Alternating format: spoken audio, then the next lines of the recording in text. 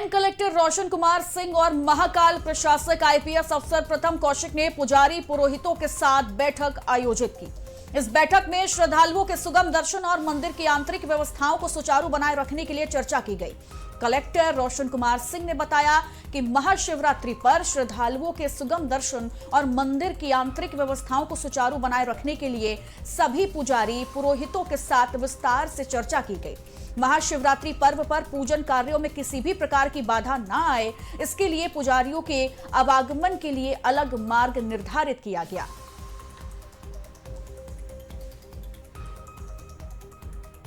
का पर्व है और जैसा अभी विगत दिनों में देखा गया है, बड़ी संख्या में श्रद्धालु बाबा महाकाल के दर्शन प्राप्त करने आ रहे हैं और ऐसा अंदाजा है कि महाशिवरात्रि के अवसर पर भी करीबन 10 लाख के आसपास श्रद्धालु बाबा महाकाल के दर्शन करेंगे।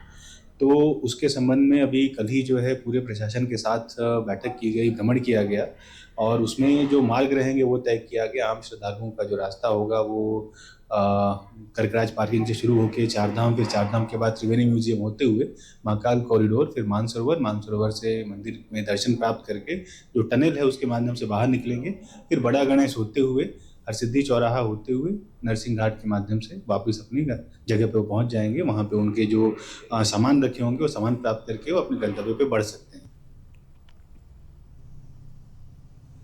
भारतीय नौसेना ने चक्रवात दितवाह के बाद श्रीलंका के पुनर्निर्माण कार्यों में सहायता के लिए 10 बेली ब्रिज वितरित किए। भारतीय नौसेना का जहाज घड़ियाल बीती 4 फरवरी को कोलंबो पहुंचा।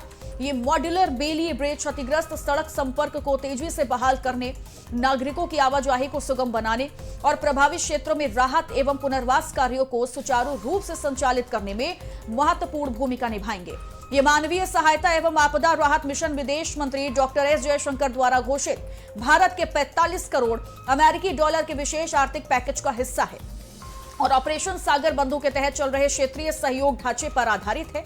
यह तैनाती हिंद महासागर क्षेत्र में एक प्राथमिक प्रतिक्रियाकर्ता और विश्वसनीय भागीदार के रूप में भारतीय नौसेना की प्रतिबद्धता को रेखांकित करती है और संकट के वक्त में अपने समुद्री पड़ोसियों को भारत के निरंतर समर्थन को मजबूत करती है।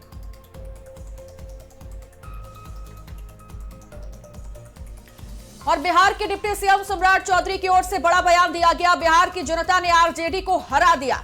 लालू ने पुत्र प्रेम में तेजस्वी को पार्टी का कार्यकारी अध्यक्ष बनाया। जो लोग आरजेडी में गुलामी करने बैठे हैं वो गुलामी करते रहें। ये लोग बिहार के लॉ एंड ऑर्डर की चिंता कर रहे हैं। बिहार तो छोड़ दीजिए, बेंगलुरु में भी बिहार पुलिस का डर बना हुआ है। तो बड़ी जानकारी आपको हम बिहार से बता रहे हैं, जहां डिप्टी सीएम सम्राट चौधरी की ओर से आरजेडी पर निशाना साधा गया और उन्होंने कहा कि लालू यादव ने पुत्र प्रेम में तेजस्वी यादव को पार्टी का कार्यकारी अध्यक्ष बनाया है। जो लोग आरजेडी में गुलामी करने के लिए बैठे हैं वही गुलामी करते रहें। ये लोग बिहार के लॉ एंड ऑर्डर की चिंता कर रहे हैं। बिहार तो छोड़ दीजिए, बेंगलुरु में भी बिहार पुलिस का डर बना हुआ है।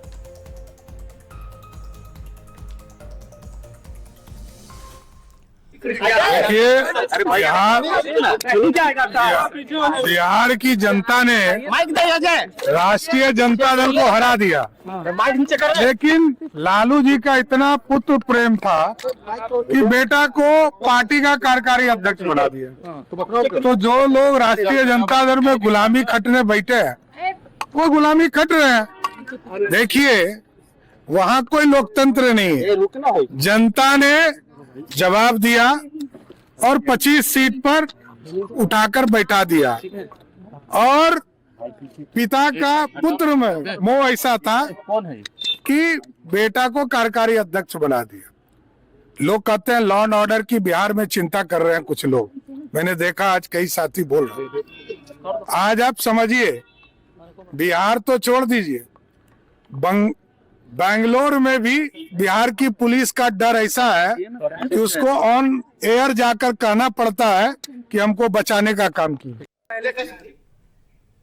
गाजियाबाद में 3 बहनों की आत्महत्या का मामला इस वक्त सुर्खियों में बना हुआ है और इस मामले को लेकर तमाम तरह की चीजें चल रही हैं। जहां एक तरफ कोरियन गेमिंग में फंसकर आत्महत्या की बात कही जा रही है, तो सोसाइटी के लोगों ने बच्चियों के माता पिता पर ही कई तरह के सवाल खड़े कर दिए। फिलहाल इस मामले पर अभिनेता सोनू सूद का बयान आ चुका है। सुनते हैं उन्होंने क्या कहा है।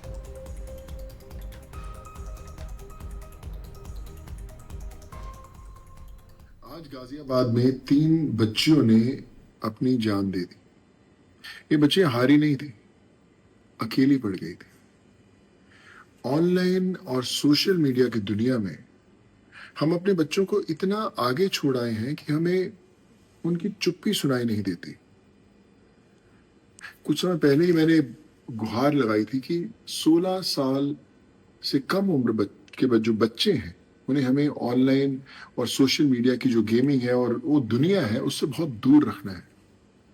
लेकिन हम अपनी जिंदगी में इतने व्यस्त हो जाते हैं कि हम ये भूल जाते हैं कि हमारे परिवार के अंदर एक और ऐसा सदस्य है जो हमारा मोबाइल फोन, जो हमारी सोशल मीडिया है, जिनके साथ बच्चे हमसे ज्यादा समय बिताना चाहते हैं।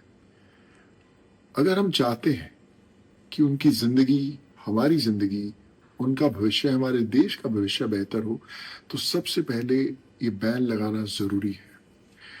आप सोचिए कि उन्हें स्क्रीन नहीं, हमारा साथ चाहिए।